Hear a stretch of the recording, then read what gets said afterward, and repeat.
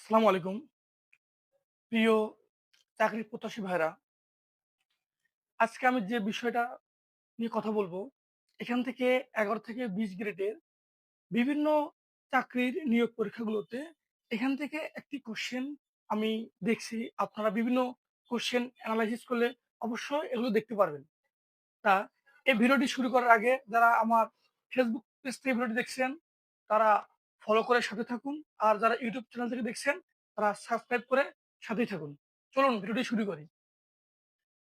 বাংলাদেশের শ্রেষ্ঠ বিজ্ঞানী ডক্টর কুদরত-ই খুদা, বাংলাদেশের বিদ্রোহী কবি কাজী নজরুল ইসলাম, বাংলাদেশের শ্রেষ্ঠ শিশু কবি কবি জসিমউদ্দিন, বাংলাদেশের শ্রেষ্ঠ সংগঠক আব্বাস উদ্দিন, বাংলাদেশের শ্রেষ্ঠ চিত্রশিল্পী জয়নুল আবেদিন, বাংলাদেশের শ্রেষ্ঠ ভাষাবিদ ডক্টর মোহাম্মদ শহীদুল্লাহ, বাংলাদেশের শ্রেষ্ঠ আধুনিক কবি কবি শামসুর রহমান, বাংলাদেশের শ্রেষ্ঠ মহিলা কবি কবি সুফিয়া কামাল।